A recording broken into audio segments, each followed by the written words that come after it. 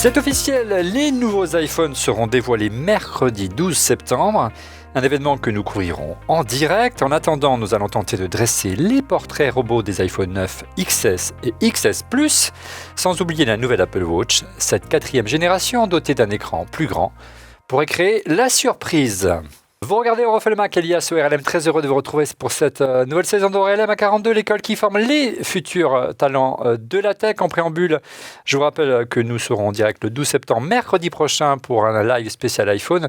Vous pourrez assister à la captation de l'émission ici à l'école 42 et suivre la keynote en direct sur écran géant en vous inscrivant par mail à cette adresse contact@onrefaitlemacom.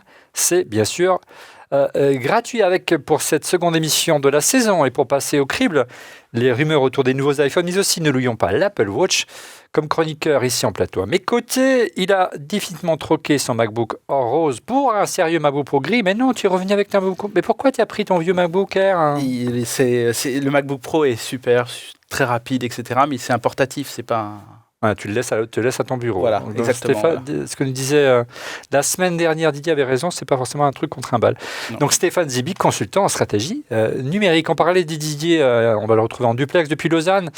Il ne cesse de traquer les dernières rumeurs autour de l'iPhone. Et cette semaine, elle ne manque pas. Didier Poulicani de Mac Forever. Bonjour Didier. Salut Olivier, tu vas bien ? Bah oui, et toi ? Écoute, pas mal. Moi, je voudrais en profiter pour remercier Apple de m'avoir envoyé donc en avance tous les nouveaux modèles d'iPhone. Allez, fais du teasing. Allez, montre-nous les nouveaux iPhones. Puis tu les as reçus, vas-y. Alors donc, j'ai l'iPhone XS, voilà. Normal. Hein. Après, comme tu vois, tu as des grandes mains, tu préfères le XS Plus, voilà. Tu vois, qui est quand même un petit peu plus agréable.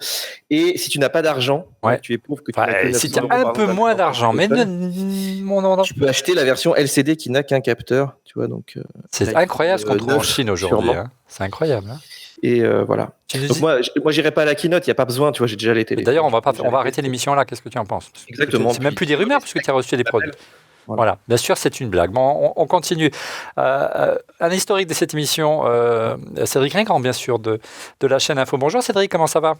Salut Olivier, ça va très bien. C'est amusant parce que je voyais, tu sais, quand Facebook te dit « Oh, regardez ce que vous avez posté il y a quelques années ». Et aujourd'hui, il me montrait juste exactement la même chose. Je postais un faux prototype d'iPhone 6 à l'époque. Et c'était dans un salon, ça devait être à l'IFA, où le garçon qui était sur le stand me dit « Non, mais c'est le mock-up officiel ». Oui, mais Didier peut me couper parce que peut-être qu'il ne veut pas révéler comment il a eu. Mais c'est vrai qu'en Chine, on vend très rapidement pendant l'été les mock-ups, les maquettes des différents iPhones, de sorte que les accessoiristes puissent les procurer et concevoir des accessoires sur mesure avant même que l'iPhone ne sorte. Et au moment où l'iPhone est présenté, les magasins disposent des nouvelles coques, des nouveaux accessoires en tout genre. Mais passons. Je vais la regarder sur AliExpress si on ne peut pas déjà commander des coques pour le XS et le XS+. Je pense déjà possible. Autre chroniqueur, un utilisateur et observateur passionné de la pomme, ce qu'on appelle un explorateur digital, chroniqueur tech et tendance sur BFM Business, mais également entrepreneur, Damien Douany. Bonjour Damien. Bonjour, je vous présente le iPlass. Donc, c'est une démo, c'est le mot officiel. C'est le iPlastic. Exactement. Ça va très bien, merci. Bon, tu as fait la liste des rumeurs. On est chargé comme une. Alors oui, je crois qu'on a on va avoir du mal à faire une heure cette semaine, mais on va essayer d'y tenir. Enfin, notre community manager, vous l'avez découvert la semaine dernière, c'était son baptême du feu, et il s'en est plutôt bien sorti. Alexandre Masméjean, bonjour Alex. Bonjour Olivier, bonjour à tous. Alors tu es dans la régie et tu nous présenteras tout à l'heure justement les questions Twitter, le sondage et j'en passe. On se retrouve très vite Alex. Allez, on enchaîne tout de suite avec toi Alex et le chiffre de la semaine. Le chiffre de la semaine et on rejoint tout de suite Alex qui est en régie. Alors les chiffres de la semaine, 2 votants sur 3 ont répondu à la question « Est-ce qu'Apple orchestre les rumeurs ?» À une semaine de la keynote Apple, est-ce que Apple ferait tout simplement fuiter volontairement pour attirer l'attention ? C'est-à-dire à peu près 69-70% des gens qui ont voté, ce qui est quand même beaucoup. Alors messieurs, votre sentiment, la question se pose à l'heure du leak, la fuite qu'a révélé 9to5Mac la semaine dernière, le fameux site Mac US, notamment spécialisé dans les rumeurs, qui a dévoilé les profils de l'iPhone XS et de l'iPhone XS Plus. Ce serait le nom officiel et non pas l'iPhone Pro comme on l'avait cru pendant un moment. Sa nouvelle couleur gold et puis sans oublier un cliché très intéressant de la nouvelle Apple Watch, la fameuse Series 4. Nous y reviendrons dans un instant sur les avancées qui dévoilent ces images. Mais quel est votre avis ? Historiquement, on sait qu'Apple a plutôt tendance à garder le secret. Est-ce que là, il n'encourage pas la rumeur ? On va commencer peut-être avec Cédric. Non, j'y croyais pas il y a 10 ans, j'y crois toujours pas. Il y a quelques micro-exceptions. Je me souviens-toi de l'histoire autour du prix de l'iPad, où là, c'était pas de la rumeur d'ailleurs. Hein. Enfin, ils avaient orchestré un faux prix pour qu'au moment où l'iPad sorte, voilà. Tout le monde s'attendait à ce que ce soit $1000, donc forcément à 500, ça ressemblait à une bonne affaire. Ouais. Mais lâcher des prototypes dans la nature, lâcher des photos, etc. Non, il faut juste réaliser ce qu'est la taille du circuit de fabrication et d'approvisionnement d'un iPhone. C'est absolument monstrueux. Ça met en jeu des dizaines, voire des centaines de milliers de personnes. C'est très, très, très difficile d'imaginer qu'à aucun moment il y aura des fuites. D'ailleurs, il y en a, puisque justement, on peut arriver à avoir des mock-ups qui vont servir aux fabricants d'accessoires. Donc, trop de fournisseurs, Apple trop gros aujourd'hui pour conserver le secret, tout simplement. Oui, ça me paraît, c'est déjà énorme que le secret arrive à être gardé parfois, mais non. Et puis il y a vraiment ça va totalement à l'encontre de ce qu'on sait de la façon dont Apple travaille, c'est-à-dire que ne pas révéler quelque chose sur scène, ça les intéresse pas beaucoup. Enfin, j'ai révélé quelque chose sur scène qu'on a déjà tous vu, c'est pas très intéressant. Ouais. C'est contre-productif.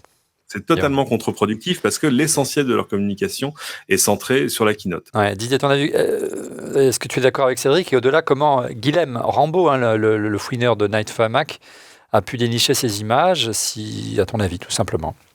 Oui, non, moi je suis totalement d'accord avec Cédric. Hein. C'est clair qu'ils orchestrent quand même extrêmement peu de choses, ou alors c'est vraiment millimétré et tu le sens venir après coup.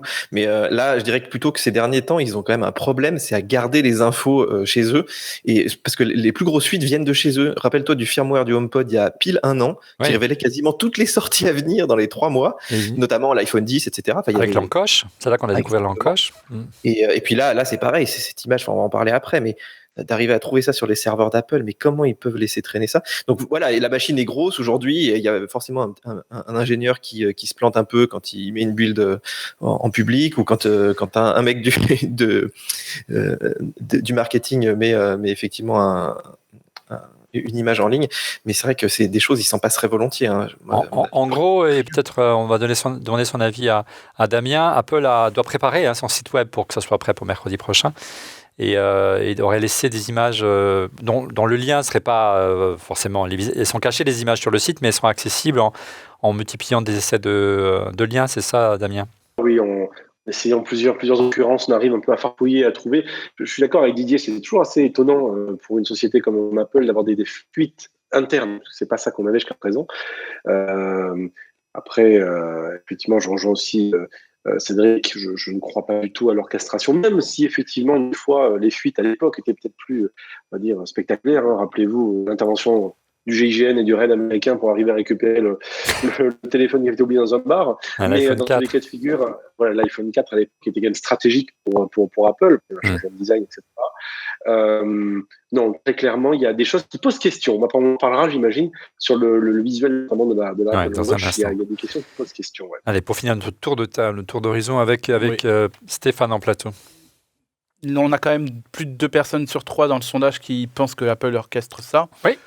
Là, il n'y a pas de sans feu, moi je dis. Voilà, je pense quand même qu'ils vont pas devenir d'un seul coup infranchissables, franchissables, et que maintenant leur système soit peureux. Il peut avoir des oublis, il peut avoir des erreurs. Je me souviendrai toujours de cette keynote où il y avait eu dès la 2e minute tous les tweets qui étaient passés. Oui, ils venaient juste d'ouvrir leur Twitter. En gros, on va dire qu'ils ne savaient pas utiliser ils avaient tout programmé sur Buffer et c'était sorti exactement. 2 minutes. Voilà, 2 minutes après, on avait terminé. Toutes les infos, on pouvait rentrer à la maison. Voilà, Olivier qui voulait pas qu'on fasse de spoiler, c'était un peu compliqué, mais bon, voilà.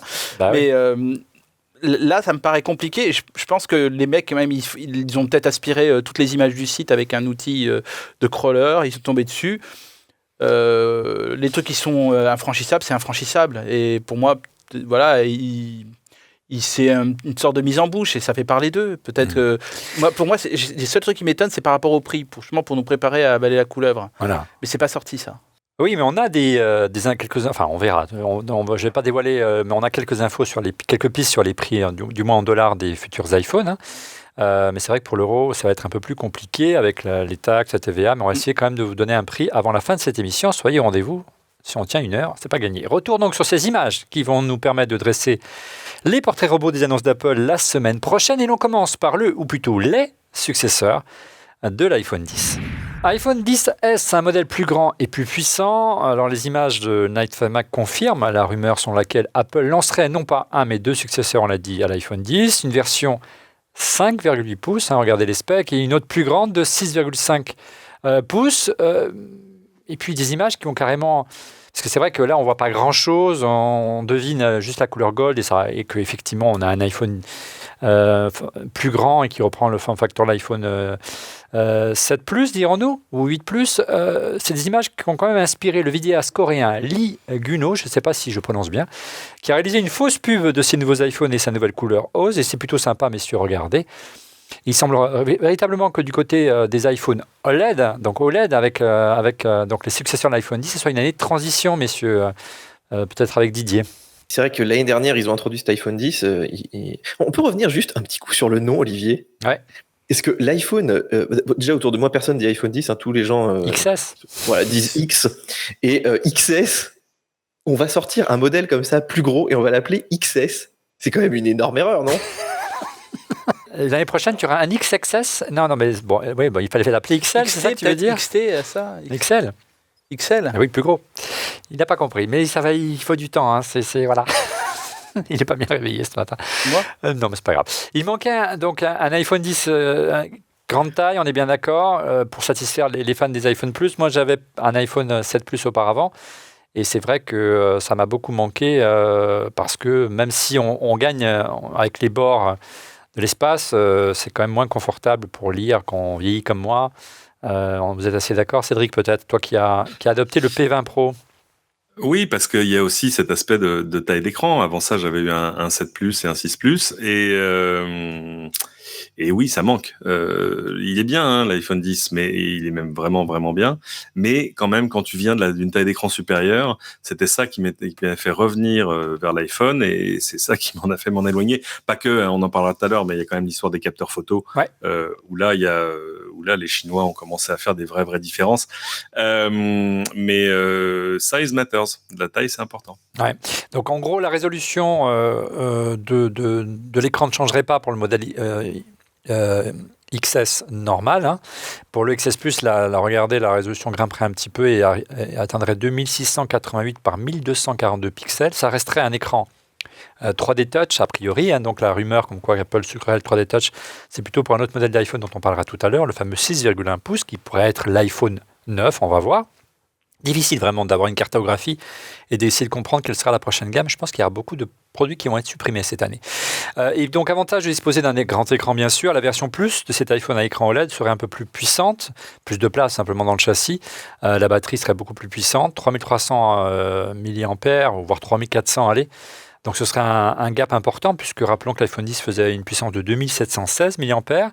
Et côté puce, on profiterait pour greffer une nouvelle génération de puces comme chaque année. Cette fois-ci, ce serait le A12, gravé à 7 nanomètres. Et là, ce serait véritablement une avancée importante du marché. On sait que la concurrence est loin de ce ratio-là. Qui veut prendre la parole par rapport à ça?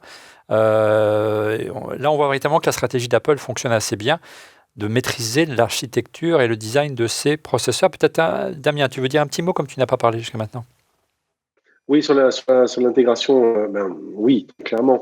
Ce qui est intéressant, c'est de se demander si les enseignements que Apple pourra tirer ensuite de cette maîtrise de la gestion de la dissipation de chaleur, de l'énergie, parce que Apple est quand même très très bon, j'en sais plus. Il y a quelques années, on se demandait encore pourquoi ils avaient racheté certaines technologies personne ne pensait vraiment qu'ils y arriveraient. Ils sont très bons aujourd'hui.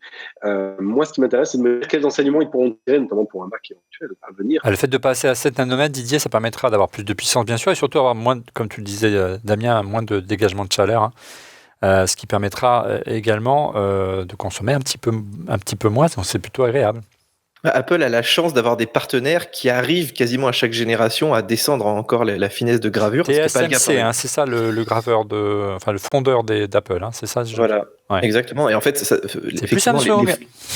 les fondeurs qui arrivent comme ça à descendre aujourd'hui à 7 nanomètres, il y en a plus beaucoup. Ouais. Même Intel n'y arrive pas, ils sont bloqués à 14, on l'a vu la semaine dernière.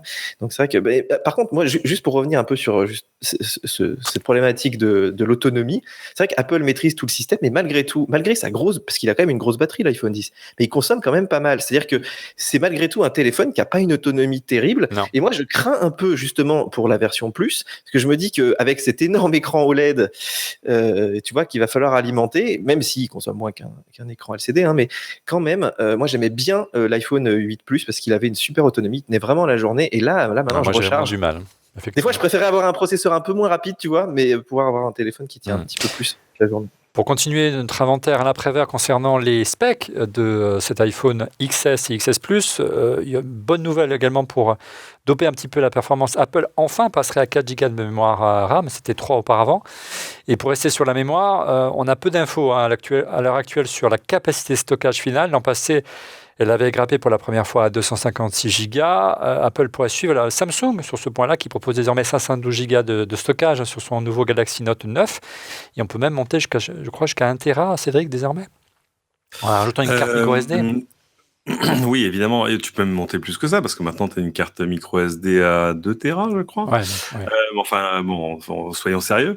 Et c'est un mouvement qu'on voit chez d'autres. C'est amusant parce que... du fait évidemment de soucis d'intégration, les micro SD avaient tendance à commencer à disparaître, même sur des flagships Android. Sur le P20 Pro, par exemple, il n'y a pas de micro SD. C'est un peu dommage, mais je crois qu'il y a 256 ou 512 à l'intérieur. 128 même. Ouais. 128, un flûte, je vais arriver au bout alors. Il est temps que l'iPhone arrive. Google Photo, c'est comme ça qu'il fonctionne. Voilà. Il change de téléphone quand il est plein.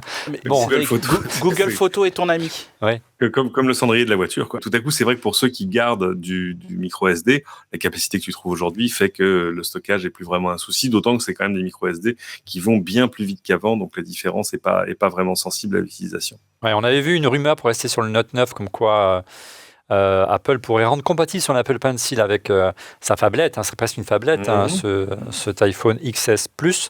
Il semblerait que évidemment cette rumeur ait fait long feu.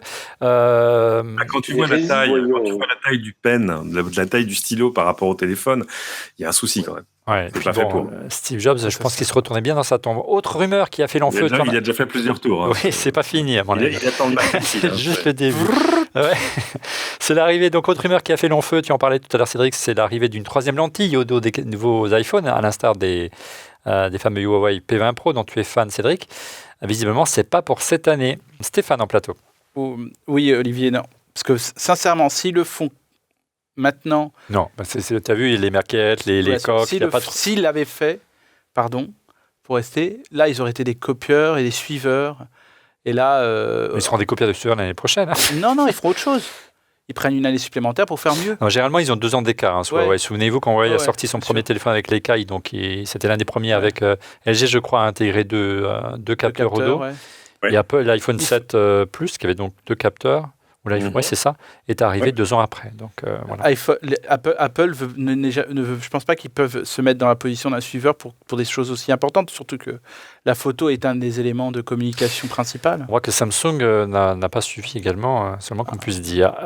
Non, mais on n'est pas forcé de passer forcément à 3 objectifs, sauf si on sait exactement ce qu'on va faire avec. Dans le cas de Huawei, c'est quand même l'idée d'en avoir un qui ne fait que du noir et blanc, ce qui a plein d'intérêt en photo, on va pas y revenir. Quand LG est passé à 2 objectifs, c'était pour que l'un des deux soit un vrai grand angle. Et c'est vrai, ça c'est un truc qui me manque.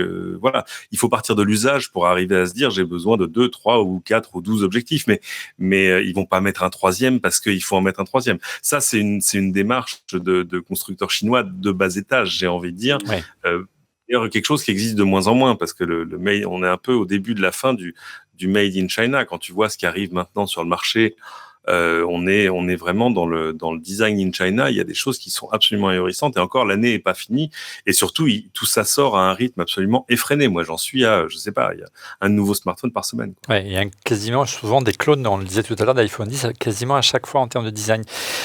Et par contre, rumeur qui semble cette fois-ci confirmée, plutôt bonne nouvelle, les prochaines générations d'iPhone seraient équipées de double SIM pour intégrer 2 lignes à son iPhone. Mais Didier, c'est pas encore hyper clair dans la mesure où ces modèles seraient réservés à certaines régions du globe. C'est bien cela ?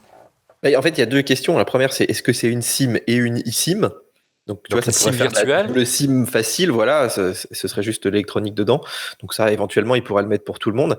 Et si c'est la double SIM physique, ce qui me paraît encore quand même dans l'air du temps, et même en Chine où il y a une très très forte demande. En fait, il y a tous les pays émergents, ils ont quand même souvent beaucoup de lignes. En fait, la plupart des gens ont 2-3 lignes, mais bon, tu vas me dire, nous aussi, on a sûrement. Toi, tu considères que la Chine, c'est un pays émergent? Je ne sais plus comment les appeler, ces pays, moi. Quand on était petits, c'était tiers-monde, maintenant. J'aimerais bien être émergent comme eux. Ouais, je vois ce que tu veux dire. Enfin, pas mal, mais bon. Non, mais c'est une vraie demande là-bas. C'est-à-dire qu'Apple a vraiment du mal à s'imposer sur certains marchés parce qu'ils n'ont pas cette double SIM. Et d'ailleurs, ce serait dommage qu'ils la mettent que sur certains modèles, par exemple sur les grands modèles les plus chers. C'est pas forcément là où il y a la plus grosse priorité. Mais il y a beaucoup de gens qui étaient vraiment très déçus de voir que ça pourrait être réservé uniquement à ces marchés-là. Et d'ailleurs, ce serait rigolo qu'il y ait des gens qui importent les iPhones juste pour avoir cette fonction, tu vois. Ouais, on en reparlera la semaine prochaine dans le live de cette histoire de SIM. On aura un invité qui est spécialiste là-dedans qui nous en parlera. Vous verrez, soyez au rendez-vous la semaine prochaine. Enfin, bonne nouvelle du côté des systèmes de recharge. Ce ne serait pas un câble USB Lightning. Bonne nouvelle, Damien, tu vas pouvoir brancher l'iPhone 10 ou l'iPhone XS directement sur ton MacBook Pro de nouvelle génération avec la Touch Bar, parce que tu aurais évidemment un câble USB-C Lightning. Et mieux, tu aurais même un chargeur USB-C livré qui permettrait d'augmenter la puissance de recharge. C'est vrai qu'il était hyper lent à recharger l'iPhone 10, Damien. J'ai vu plein de fois passer des rumeurs qui disaient que oui, Apple allait virer petit à petit sur l'iPhone, à la star de Samsung, par exemple, le Lightning pour mettre l'USB-C. On oublie que le Lightning, ça permet de ramener beaucoup d'argent. Bien sûr. Il y a aussi la certification qui est derrière la puce, derrière la prise et la puce. Donc, par conséquent, non, on ne va pas l'avoir disparaître de mon petit moment. Ce serait très bien, ce serait un couple parfait pour mon MacBook et mon téléphone. Ouais, donc on aura une nouvelle génération de système d'alimentation, un nouveau bloc secteur de 18 watts contre 5, je crois, de mémoire d'auparavant. Donc ça devrait changer. Parce qu'il m'arrive couramment de recharger le P20 Pro avec directement la lime de mon MacBook Pro. Moi aussi. Et la bonne nouvelle, c'est que j'ai jamais vu un téléphone recharger aussi vite tout à coup. Bon, évidemment, la lime, elle est 80 watts, donc ça développe absolument tout ce qu'il veut, mais on ne peut que rêver faire la même chose avec son iPhone, ce qui serait quand même d'une logique éminente. Autre boost du côté de la recharge, c'est du côté de la recharge sans fil, qui serait également plus rapide. Jusqu'à maintenant, on pouvait recharger avec une puissance de 7,5 watts. Ça passerait à 15 watts, donc on est assez curieux de voir ce que ça va donner. Reste une inconnue majeure, messieurs, c'est bien sûr le prix. Quel prix pour ces hauts de gamme d'iPhone ? La rumeur semble indiquer que le ticket d'entrée serait surprise nettement plus bas que le prix de l'iPhone 10. Il serait facturé non pas $999, c'est le prix américain, alors en France c'est beaucoup plus cher, si vous rajoutez la TVA et la conversion en euros, mais il ne serait pas vendu $999, mais $100 de moins, $899. Ce serait la version Plus, la version à grand écran, qui serait vendue à ce prix-là. Regardez, c'est ce petit slide de nos confrères de chez Apple Hub qui ont fait une jolie slide sur Instagram. Donc on va la diffuser. Donc ce qui ferait en France, si on rajoute la TVA et les taxes diverses sur le stockage et j'en passe, le successeur de l'iPhone 10 pourrait être symboliquement sous la barre, le XS, petit modèle, des 1 000 euros. La version Plus pourrait être, elle, au prix de l'iPhone 10 aujourd'hui, à 1 159 euros. Est-ce que ça vous semble un scénario cohérent, incroyable, Didier, Cédric? Apple baisse ses prix. Il faut dire que la concurrence est forte, mais c'est vrai que la tendance naturelle d'Apple, comme ça, là-dessus, sur les prix et puis sur le reste de tout ce qu'ils font, c'est un peu d'ignorer ce qui se passe ailleurs et de pas trop regarder la concurrence, même si bien évidemment ils la regardent, mais c'est pas forcément le truc déterminant. Mais là, la concurrence est forte. C'est-à-dire que tu vois quand même arriver sur le marché des smartphones, ce qu'on aurait appelé du haut de gamme il y a encore un an, coûte aujourd'hui 350 euros. Donc, ils peuvent pas totalement l'ignorer, mais c'est des choses que tu adresses par ta gamme, justement. Tu vas pas forcément baisser tous tes prix. Donc là, tout ça me semble pas cher. Après, tu as raison, il faut quand même en faire la translation en euros, avec la TVA, avec $1. Le dollar Apple est toujours très cher, etc. Stéphane, on en discutait en préparant cette émission. Entre le moment où l'iPhone 10 est sorti et aujourd'hui, les prix des composants principaux ont un petit peu baissé. On pense notamment à l'écran. Oui, Olivier. On se souvient, l'année dernière, ils avaient quand même eu pour la première fois du retard dans la livraison de l'iPhone 10. Donc il est arrivé un mois plus tard. Un mois plus tard, donc les écrans, ils sont arrivés. Quand on est dans l'urgence, c'est que... L'écran de Samsung, précisons-le. Donc la production, le rachat, quand on est dans l'urgence, on paye toujours plus cher. Donc là, il y a eu quand même une bonne année pour produire tout ça. Samsung est un peu plus armé, oui. Oui, mais Stéphane, il y a eu l'aspect, il y a eu l'innovation, enfin l'aspect plutôt nouveauté lorsque l'iPhone 10 est sorti avec ce différenciant qui fait que tu étais prêt à le payer cher. Moi, je pense que ça pourrait être annonciateur d'un nettoyage de gamme assez drastique. Parce qu'aujourd'hui, on part quand même de l'iPhone 6 à l'iPhone 10. Apple a volontairement gardé une gamme large pour essayer de couvrir un maximum de prix. Parce qu'ils avaient besoin justement, comme disait Cédric, de la concurrence qui aujourd'hui propose des produits peu chers et de bonne qualité. Donc moi, ça ne m'étonnerait pas qu'il y ait un prix psychologique d'Apple. Ouais. On va en parler justement dans un instant parce qu'il y a d'autres modèles qui sont attendus, notamment ce modèle, on ne peut pas parler d'entrée de gamme avec un modèle autour des 700 ou 800 $, mais un milieu de gamme d'Apple, dirons-nous. Mais c'est vrai que pour rebondir sur ce que tu disais, Stéphane, l'année dernière, il y avait une étude qui a été menée comme chaque année par le cabinet IHS Markit en novembre dernier, en 2017, qui avait chiffré que le composant le plus cher de l'iPhone 10, c'était son écran Samsung OLED, le faisait payer très cher Apple, et c'est de bonne guerre. Il facturait près de 110 $ l'année dernière. On peut penser que cette année, ils vont le payer un petit peu moins cher. C'était plutôt autour des 40 $ jusqu'à maintenant le prix d'un écran pour l'iPhone LCD. Voilà, ça va aider certainement Apple à réduire un petit peu le prix parce que je ne suis pas certain qu'ils soient prêts à réduire, par contre, leur marge. Quid, messieurs, peut-être avec Didier, juste une petite question, quid de l'iPhone 10? Est-ce que tu es d'accord avec Damien qui nous dit qu'il va y avoir à juste titre une réduction de la gamme? D'habitude, Apple conserve le haut de gamme précédent et le descend en gamme avec moins de prix cette année. Effectivement, il pourrait disparaître.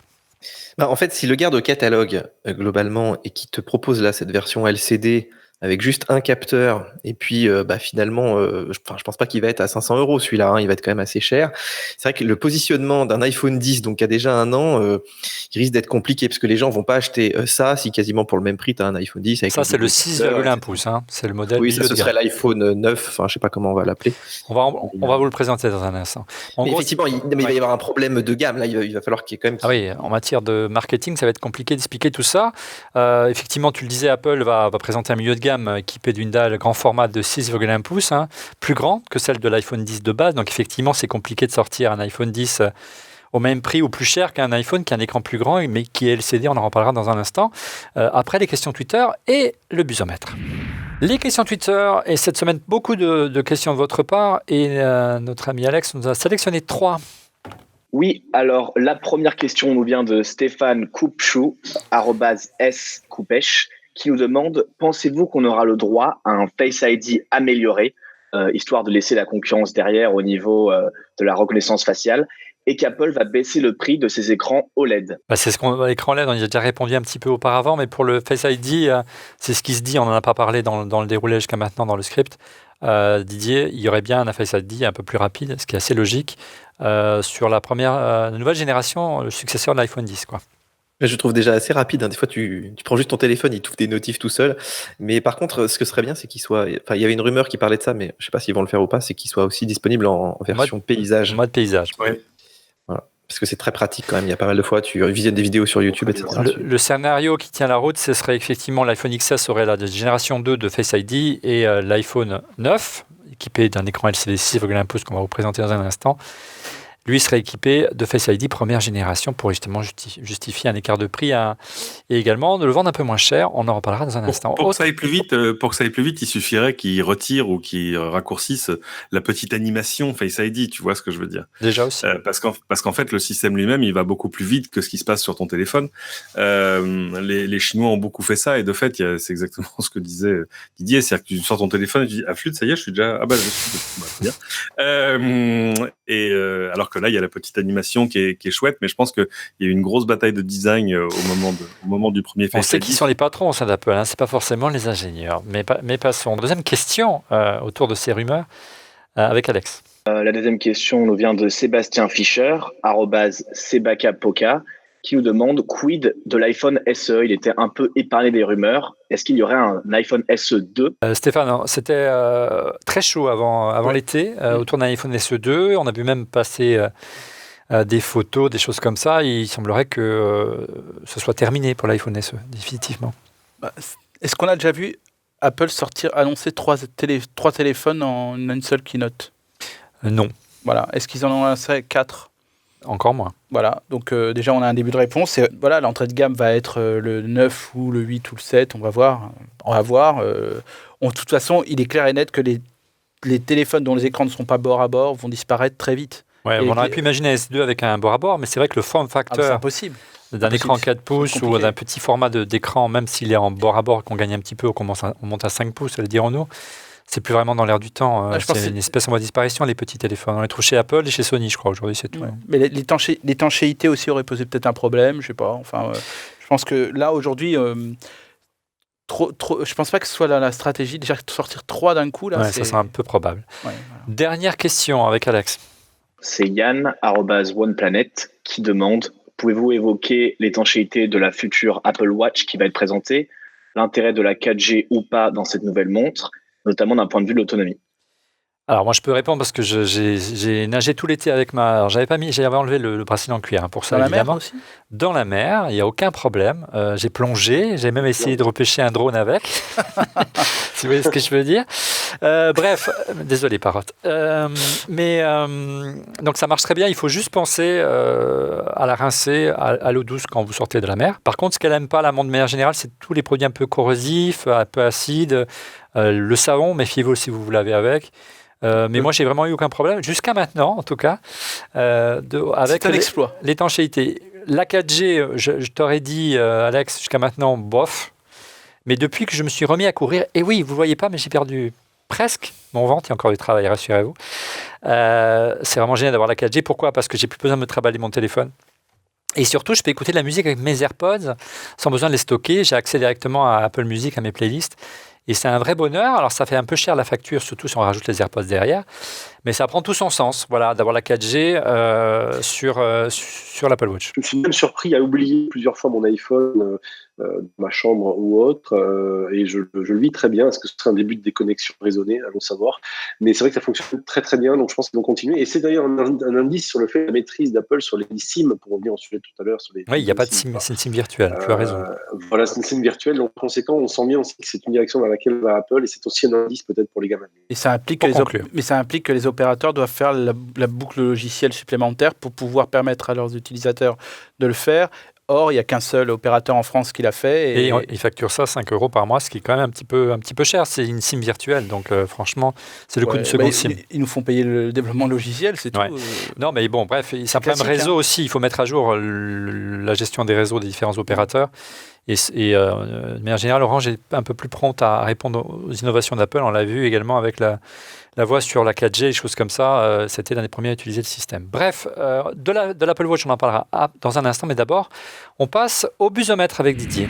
Didier, quelles sont les rumeurs qui ont le plus buzzé cette semaine, en dehors bien sûr des rumeurs autour de l'iPhone ? Alors, il y a quelques jours, Olivier, on a vu un iPad Pro sans bord, donc qui pourrait éventuellement être annoncé à la keynote. Moi, je pense que ça fait un petit peu beaucoup, mais pourquoi pas. Et surtout, plus tard. Il est assez perturbant puisque en fait ce serait un iPad Pro qui serait plutôt utilisable à la verticale, hein, le Smart Connector passe de l'autre côté, et surtout il n'aurait pas de prise jack. Alors c'est censé être une vidéo issue de fichiers en fait CAD, hein, des fichiers d'usine en fait qui servent à créer ces tablettes. Conception assistée par ordinateur. Exactement, mais c'est vrai que ça fait un peu peur, hein. Je trouve la prise jack il la retire, pourquoi, sur un iPad. Encore une fois, tu es au courant qu'il n'y en a plus sur l'iPhone, donc bon voilà. Oui, mais sur l'iPhone tu as besoin de place, sur l'iPad je trouve un petit peu. Ça ne sert plus à rien. Ils ont dit la prise jack, c'est mort, ça a 40 ans, tu vois. Bon, bref. Deuxième rumeur. Alors, deuxième rumeur, c'est un brevet qui est passé, donc un brevet d'Apple, sur un écran en fait qui resterait allumé en permanence sur l'Apple Watch. Alors, c'est quelque chose que la concurrence fait depuis un petit moment. D'ailleurs, on s'étonne avec les écrans la OLED qu'Apple n'ait pas mis ça en place, même juste pour l'heure, tu vois, juste un petit carré comme ça devrait pas leur coûter grand-chose en consommation. Donc voilà, peut-être sur la prochaine version, là, sur celle du 12. Troisième rumeur, ça, Didier. Alors un autre brevet aussi qui parle en fait d'un système d'éjection d'eau sur les AirPods et sur l'iPhone, similaire à ce qu'on a en fait sur l'Apple Watch. Il y a un petit bruit qui va effectivement arriver à éjecter l'eau qui serait coincée par exemple dans les haut-parleurs. Donc ça pourrait éventuellement arriver sur ces produits qui aujourd'hui, je rappelle, alors l'iPhone est relativement étanche, mais tu peux pas le mettre à 5 mètres de profondeur pendant 1 heure. Donc voilà, c'est peut-être aussi effectivement les prémices de étanche à l'eau douce, vraiment étanche. Oui, bien sûr. Oui, et encore, quand vous allez en Apple Store, c'est pas forcément pris en compte par la garantie. Méfiez-vous, si vous avez un problème d'étanchéité, la garantie ne fonctionne pas à tous les coups. Je pense à notre ami Emmanuel Pampuri qui a eu un petit souci de ce genre cet été, et on lui a refusé de changer purement et simplement son iPhone en Apple Store, ce qui n'est pas très sympathique. Rumeur suivante. Alors, on reparle des MacBook Air et des Mac Mini, donc toujours annoncé d'ici la fin de l'année. Alors, il y a quand même eu une petite update par rapport à cette rumeur, c'est que Intel apparemment aurait du mal à produire donc les dernières puces, pourtant qui sont gravées en 14 nanomètres, donc a priori ils savent faire, mais ça pourrait arriver qu'en 2019. Alors, est-ce que Apple arrivera à les sortir d'ici Noël? Parce que là, il rate la rentrée. S'il rate Noël, ça risque d'être compliqué pour le Mac. Ça ferait presque 9 ans, 8 ans, 9 ans sans changement de design du MacBook Air. Je pense que le Mac va très très très mal quand même. Les Mac Mini, je t'en parle même pas. Allez, dernière rumeur, si je ne me trompe pas. Alors, dernière rumeur, on aura une réponse dans une semaine. C'est évidemment l'arrivée du AirPower et des AirPods avec la charge sans fil. Ouais, on n'en a pas parlé, mais effectivement. Ça a été annoncé il y a 1 an quand même. Bah oui. C'est un des produits les plus en retard d'Apple. Mais il va être très très bien. Ils l'ont tellement peaufiné, tu vas voir, ça va être extraordinaire. Revenons aux annonces iPhone de mercredi prochain et gros plan sur cet étonnant modèle équipé d'une dalle 6,1 pouces qui se rappellerait l'iPhone, tout simplement l'iPhone 9. L'iPhone 6,1 pouces serait-il le nouvel iPhone SE? On l'a dit, c'est encore un peu le mystère sur son nom, mais on pense plutôt que ce serait l'iPhone 9, on verra mercredi. Tu as des maquettes qui circulent en Chine, Didier, qui s'y permettent de rendre compte du design. Donc on a prévu aussi une petite vidéo de Marques Brownlee qui permet vraiment de prendre conscience de différents formats. On voit vraiment qu'aujourd'hui, cet iPhone 9 est très proche en termes de taille de l'iPhone XS. Mais il y a quelques différences dont on va parler un peu plus tard. Mais en termes de form factor, c'est très très proche du grand modèle du XS Plus, Didier. Si tu peux montrer... Voilà. Tu vois à peu près à l'écran, on est quasiment sur les mêmes tailles d'écran. Attends, j'en ai un qui s'allume. Mais c'est vrai que la grosse différence, ça va être effectivement cette petite lentille, parce que qui risque d'être un petit peu moins stable sur la table. Moi, je trouvais que l'iPhone 10, il était un peu plus stable. Mais c'est vrai que voilà, en fait, c'est un format qui est pas mal. C'est le bon compromis entre effectivement, t'avais à peu près cette taille d'iPhone 8 légèrement agrandie, et je trouve que tu arrives encore à les manipuler à une main. Donc, je pense que ça devient un peu l'iPhone par défaut finalement. Ouais, c'est donc un écran plus grand, on l'a dit, de 6,1 pouces, une encoche toujours là, au sommet. La différence, bien sûr, que c'est pas un écran OLED qui sont plus onéreux, mais un écran LCD au bordure affiné. Mais il ne serait pas 3D Touch, c'est bien ça? On ne sait pas encore, mais c'est vrai que 3D Touch, il a l'air comme un petit peu en fin de vie. Peut-être qu'ils vont l'arrêter même complètement sur les prochains modèles. De coût également. Vraiment, l'idée, c'est de proposer le place. Ouais. Parce que n'oublie pas que ça prend aussi un peu forcément sur la batterie, sur tout un tas de choses. Exactement. Au registre des specs, donc un bref résumé, une batterie dont la puissance serait entre 2850 et 2950 mAh selon Ming et Chiquo. Rappelons que celle de l'iPhone 8 était seulement de 1821 et 2691 mAh pour la version Plus. Côté puce, il n'y aurait pas de progrès. Ça serait un recyclage de puces anciennes. Puce A10 Fusion de l'iPhone 7. On n'aurait que 3 Go de RAM, c'est-à-dire ce qu'on retrouve aujourd'hui sur toutes les gammes d'iPhone. Véritablement, Damien, ce que tu disais tout à l'heure, le but est de réduire, outre la gamme, de réduire les coûts à son maximum. Et on comprend mieux pourquoi dans le titre on parlait de nouvel iPhone SE quelque part. Aujourd'hui, il y a un vrai challenge, on le voit dans les pays. Alors, on disait pays émergents, pays en développement, pays ce que vous voulez. Moi, je dirais pays de croissance. Je pense à la Chine, je pense à l'Inde, où Apple a des vrais problèmes pour rentrer sur le marché. Il n'y a pas les bons produits en adéquation avec le marché, en termes de prix, en termes de spec. Et donc, il va falloir faire des choix. On ne peut pas se renier. Apple ne peut pas se renier par rapport à ses basiques, par rapport à ses prix. Et à la fois, il faut quand même arriver à être accessible. Donc, peut-être que l'iPhone 9 pourrait être un début de réponse tout en arrivant à rationaliser la gamme, qui est quand même aujourd'hui étonnamment large pour l'iPhone. Très compliqué à suivre. Et compliqué à comprendre et à suivre. Or, justement, la simplicité, c'est quand même l'élément clé de la marque et de cette gamme. Donc, par conséquent, ça ne m'étonnerait vraiment pas qu'on passe à la trappe pas mal d'appareils. Dernier élément aussi, on l'a vu la dernière fois, il y a aussi des des cannibalismes possibles entre certaines gammes. On a vu l'iPhone 8 qui a eu du mal finalement à émerger par rapport à un iPhone 7 où les gens ne voyaient pas vraiment la différence entre les deux, si c'était le prix. Et ils se disaient, on va plutôt investir sur l'iPhone 7. Tu parlais de pays émergents à l'instant et l'Inde. Il y aurait aussi une version double SIM réservée à certaines régions. Donc effectivement, là, ça aurait du sens. Il serait décliné cette fois-ci en diverses coloris, donc un peu comme feu l'iPhone 5C. Et le meilleur pour la fin, bien sûr, son prix. Il serait positionné entre 700 et 800 $, ce qui ferait entre 800 et 900 euros pour le positionnement. En gros, il serait au prix de l'iPhone 8 aujourd'hui. On est loin quand même d'un iPhone d'entrée de gamme. Quand tu parles de produits de pays émergents, l'Inde, 800 $, c'est quand même très très haut. Ah oui, ça. Est-ce que finalement l'iPhone SE, ce serait pas plutôt l'iPhone 8 C'est-à-dire baisser en gamme un ancien iPhone. Est-ce qu'ils vont pas garder au catalogue ces iPhones avec des boutons, ne serait-ce que pour avoir un truc avec un bouton? Il y a des gens qui peuvent encore avoir besoin de ça, et surtout un petit écran qui leur coûte pas trop cher et qui effectivement ferait de l'entrée de gamme, parce que tu vois, cet iPhone 9 finalement quand il va sortir, alors on connaît pas vraiment le prix, mais si il est autour de 800-900 euros, tu vas commencer à avoir des iPhone 10 tu vois, un peu en déstockage à ces prix-là, et quelque part, il est quand même assez cher si tu n'as pas le double capteur, si tu n'as pas le dernier processeur. Une petite surprise peut-être du côté du prix, parce que vraiment l'idée est véritablement de baisser les coûts au maximum autour de ce téléphone-là, sans rogner les marges historiques d'Apple, au minimum 30 à 40% de marge sur ces produits. Stéphane, donc à terme, pas tout de suite, mais d'ici quelques mois, il va baisser en prix progressivement ce produit. Comme baisser à prix le SE qu'on trouve aujourd'hui à quasiment 300 € neuf à la Fnac. C'est cette année-là où je crois qu'il y a eu une décision qui a été prise de pouvoir fabriquer des 6S en Inde. Des 6. Aujourd'hui, tu peux acheter les iPhone 6, tu peux même les acheter en France, parce que tu peux les acheter à la Fnac, ils sont livrés. Et tu trouves des iPhone 6 autour des 350 à 400 €, pas reconditionnés, des neufs. Des neufs. Et donc, en plus, sans compter qu'il y a des applications qu'on connaît bien ici qui permettent d'acheter des appareils reconditionnés qui fonctionnent très bien. Vous avez mis Volpi, par exemple. Volpi, par exemple, mais il y en a d'autres également qui commencent à poindre leur bout du nez, etc. Finalement, peut-être qu'ils vont laisser tomber cette histoire d'entrée de gamme et ils resteront sur les 3 plus un autre, et voilà, ça simplifiera toute cette gamme parce que ça deviendrait quasiment illisible. Cédric, pour conclure, moi je suis assez d'accord avec Damien de cette idée de rationaliser la gamme. Ça aurait du sens de faire table rase. Mais il leur faut quand même une présence vraiment convaincante sur l'entrée de gamme. C'est assez important parce que sinon tu laisses partir des clients qui aujourd'hui vont avoir quand même énormément d'options intéressantes et différentes sur le marché. Donc c'est là où il va y avoir il y a toujours une énorme baston sur le très haut de gamme et sur l'entrée de gamme. Sur le très haut de gamme parce que c'est là que les marges sont les plus fortes, donc il faut être le plus fort. Et sur l'entrée de gamme parce que là c'est une bataille au couteau, quoi. Donc il est possible qu'il reste encore peut-être l'iPhone 8 ou l'iPhone 7 à un prix un peu plus accessible.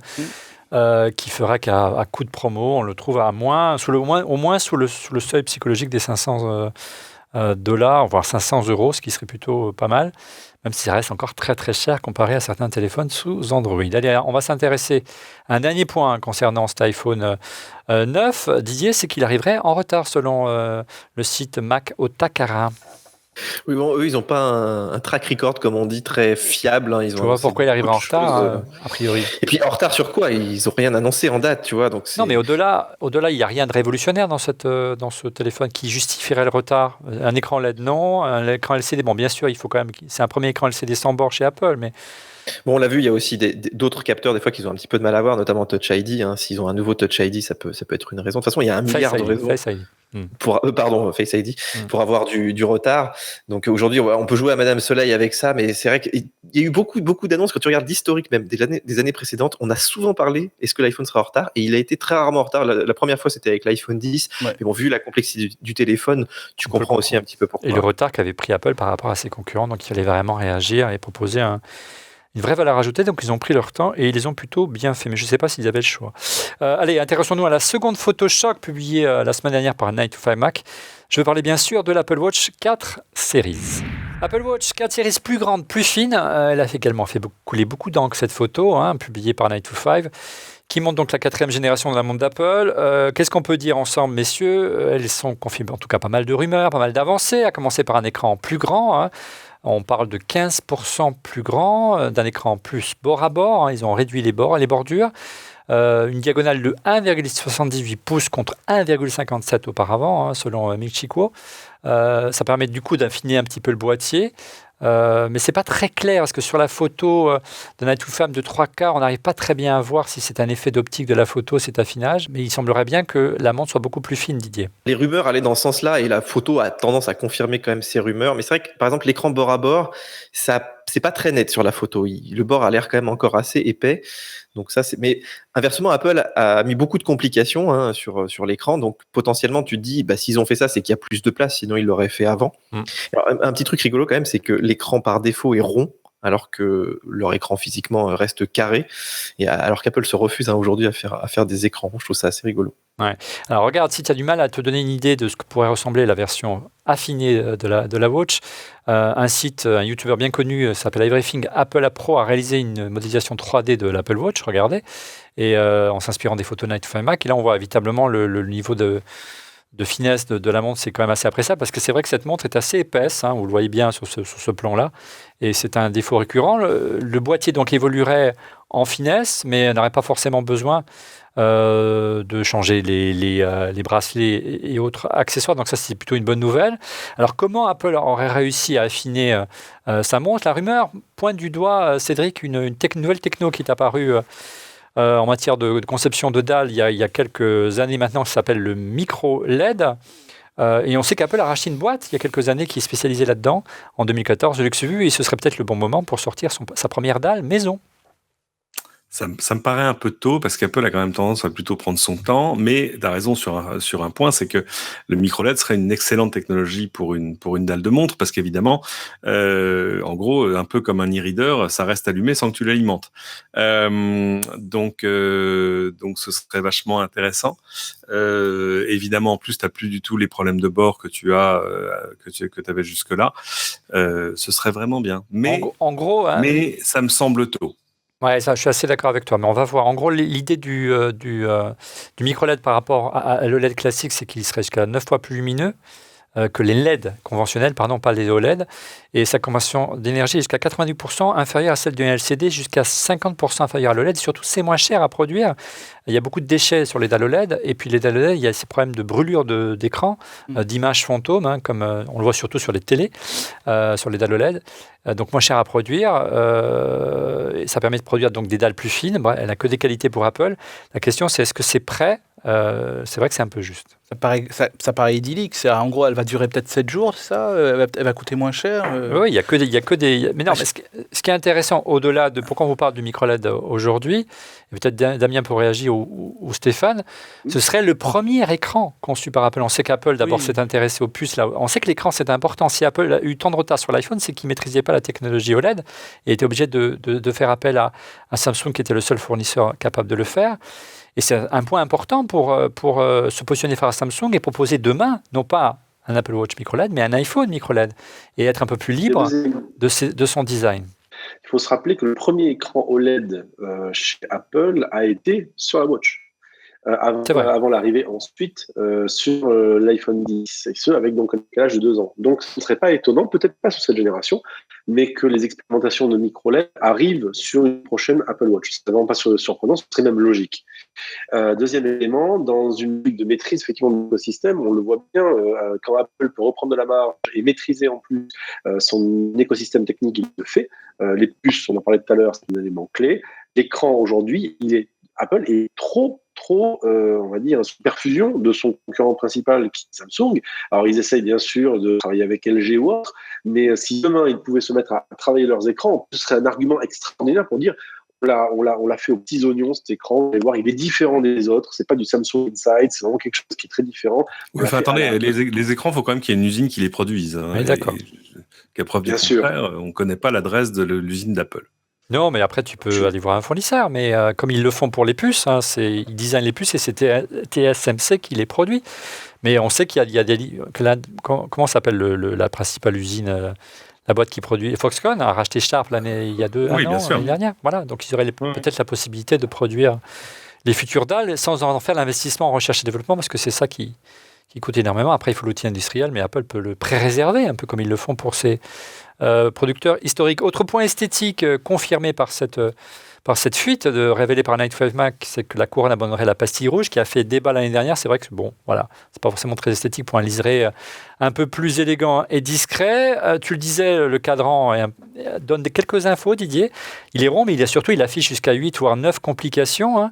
Et ce qui est intéressant, c'est qu'on voit qu'il y aurait par exemple une information sur le niveau d'UV. Hein. Y aurait-il un capteur caché? On voit qu'il y a un petit point qui apparaît à côté entre la couronne et le bouton. Est-ce que c'est un capteur d'UV? Est-ce que c'est un micro qui est repositionné? On sait que Apple a déposé un brevet en 2017 d'un détecteur d'UV. Bon, on va voir si ça va se matérialiser dans la semaine prochaine.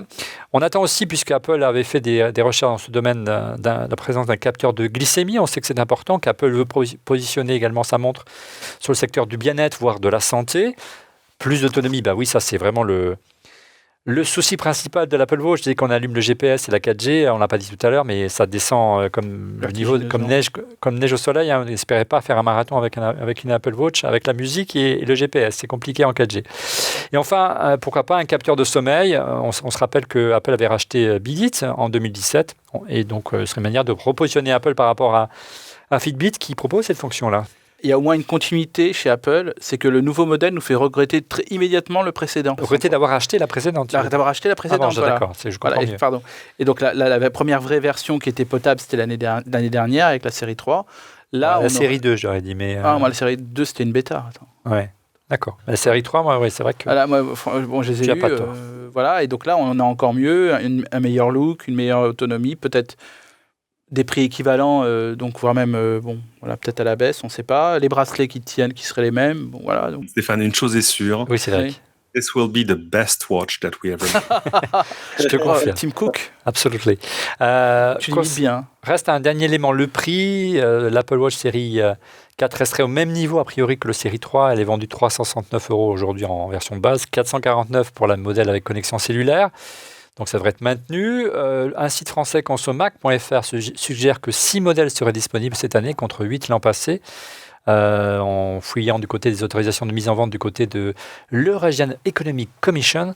Donc ils sous-entendent qu'il y aurait des modèles qui passeraient à la trappe et ils pensent peut-être à l'arrêt de la version céramique. Voilà, on a essayé d'être le plus précis possible concernant les différentes rumeurs et laisser notre inventaire à l'après-vert concernant véritablement les specs des nouvelles générations d'iPhone et d'Apple Watch.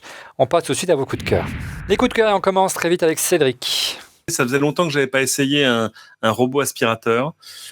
Parce que c'est amusant de voir à quel point on n'est pas encore au moment où ça devient un achat logique devant un aspirateur manuel, mais comme ça a pu arriver pour, je sais pas, un lave-linge par exemple. Mais j'ai découvert une marque que je connaissais pas, qui existe pourtant depuis longtemps, qui s'appelle Neato, Neato. À la base, c'était 2 étudiants de Stanford qui l'ont lancé. C'est un peu une histoire à la Google. Et là, je l'ai essayé, le dernier, le D7, le Botvac D7, tout ça pour de vrai. Et c'est impressionnant, mais vraiment impressionnant. J'étais habitué aux robots aspirateurs, tu sais, qui font des trajectoires simili-aléatoires en se disant, allez, à la fin, j'aurai bien tout couvert. J'ai trouvé le chemin. Non, là, il a un côté absolument méthodique, genre je vais tourner directement autour du pied de ta table.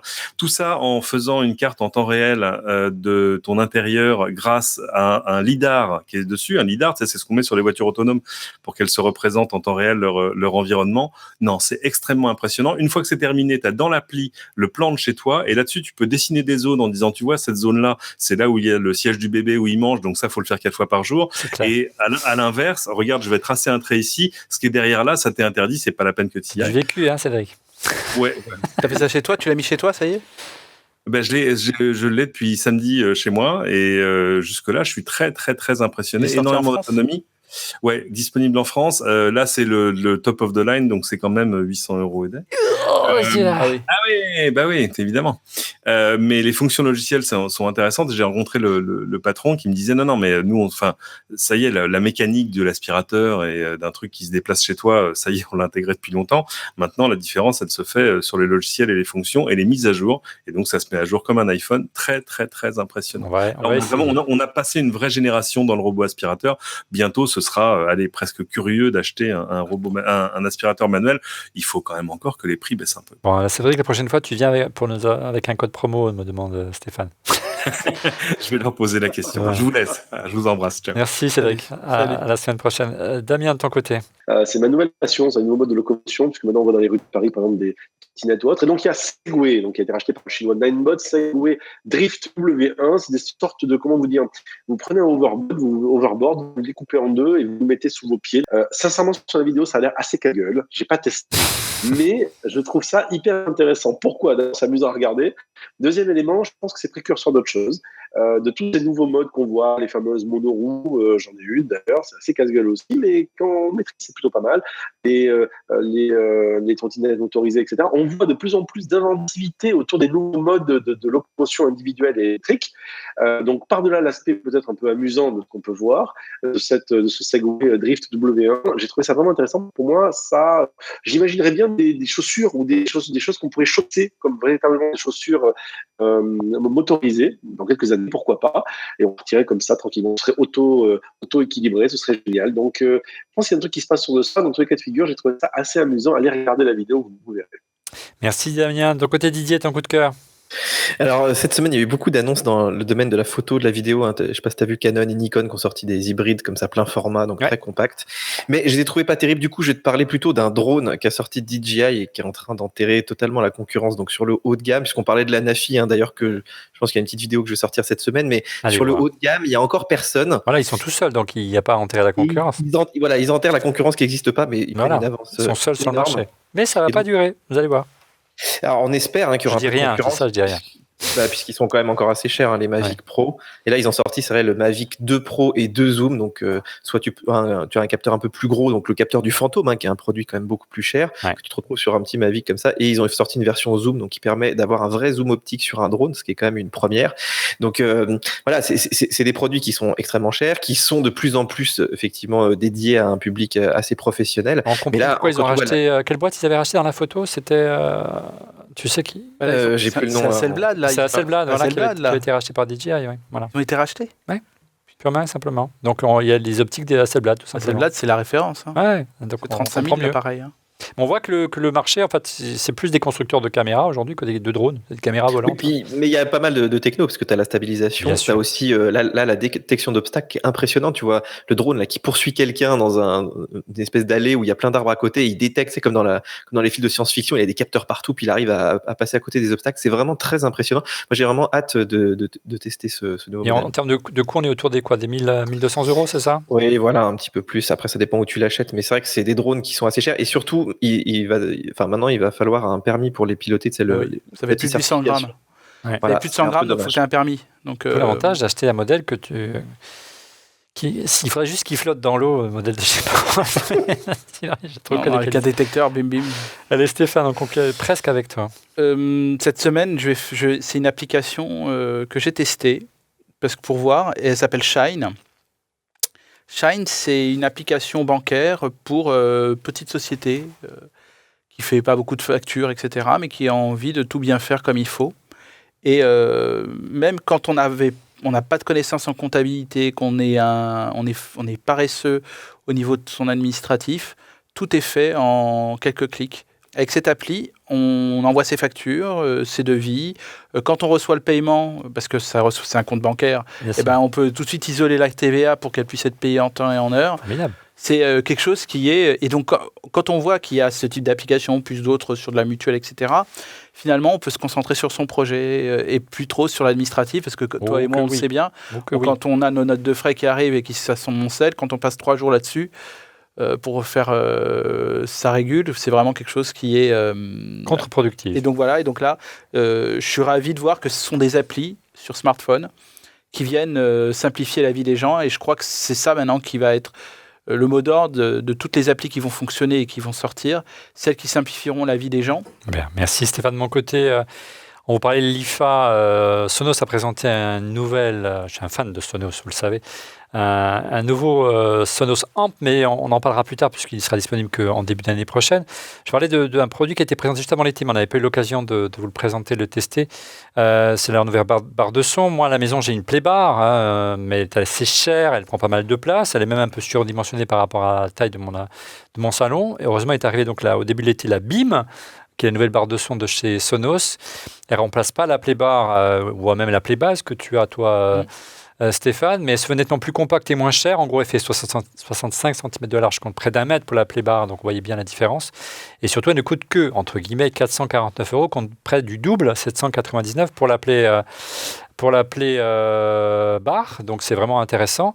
Bon point également, Sonos a écouté ses utilisateurs, ils ont intégré une prise HDMI, donc ça c'est bien. Il n'y a pas simplement un port SPDIF, donc si vous avez une télé un petit peu ancienne, vous pouvez vous contenter de brancher la HDMI dessus pour avoir le son directement sur la barre. Et puis étonnamment, bien qu'il soit plus petit, la puissance est vraiment au rendez-vous, surtout si comme moi, vous disposez d'un salon qui est relativement modeste. Et il intègre enfin ce que n'a pas les anciennes générations de barres de son de chez Sonos, un assistant vocal, Alexa d'Amazon aujourd'hui, et plus tard dans l'année, elle aura Google Assistant, on pense au mois de janvier, et surtout, elle est enfin compatible pour le monde Apple AirPlay 2, donc si vous avez un Apple TV, c'est vraiment, ou même vous voulez balancer du son depuis votre iPhone pour écouter la musique sans forcément utiliser l'application de Sonos, vous pouvez le faire directement désormais en direct. Voilà, nous sommes arrivés à la fin de ce 32e épisode d'On refait le Mac. Merci d'avoir suivi, messieurs, merci d'y avoir participé.